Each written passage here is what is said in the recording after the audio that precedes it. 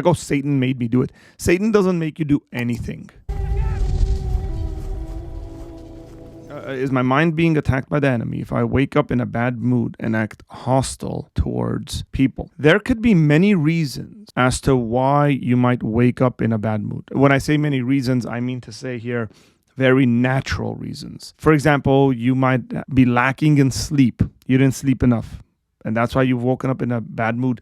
You ate food really late. I don't know, you watched a movie that's put you in a bad mood. Look, there could be many very natural reasons. I want to distinguish that from your actions. Okay, so waking up in a bad mood is one thing, and then acting hostilely towards other people is under your control. So all sorts of factors beyond you can impact your mood, all sorts of stuff. But the way you act towards other people is in your hands. It's under your own control. You get to decide whether you're going to act hostilely towards other people or not. And so I would say in that moment, then it's under your control. But let's just assume there's a supernatural reason.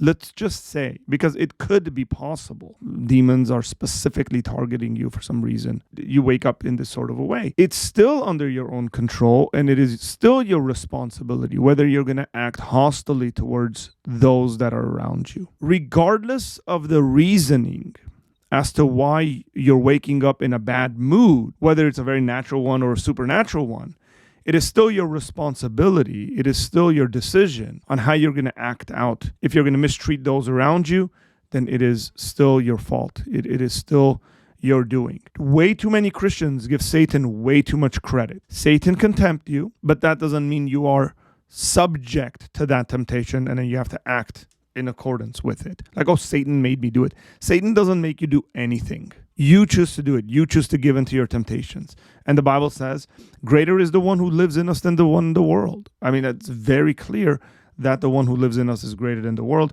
that even though we are tempted, whether that temptation is from the outside, say outside people, whether that temptation is from the inside, meaning your human sinful nature and stuff like that, since you're a Christian now, your sin nature has been destroyed and killed and you can overcome it. And so it's on you whether you're going to decide to give into those temptations. Again, I think it's a very good place to kind of sit down, maybe pick up a journal and try to figure out why it is that you're not feeling happy. What's going on generally in your life? Just a moment of self-reflection, I would say will help you. When I say moment, I mean take like 30 minutes to an hour, 2 hours, go on a hike, go on a walk, go somewhere silent. Be in solitude and then say, can I actually track down the source of my unhappiness? Jot it down. I'd say in the midst of that, pray and say things like, God, I'm not very sure what's going on with me. Would you please help me?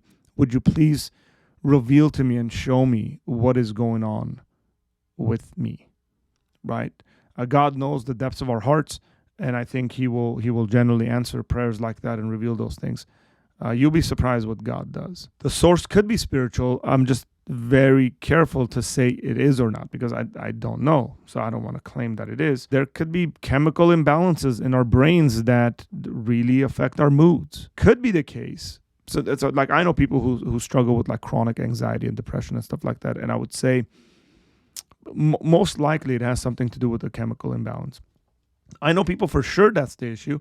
And then they take some meds, very minor doses of certain meds, then that balances their moods out and they're doing great. So it could be the reason.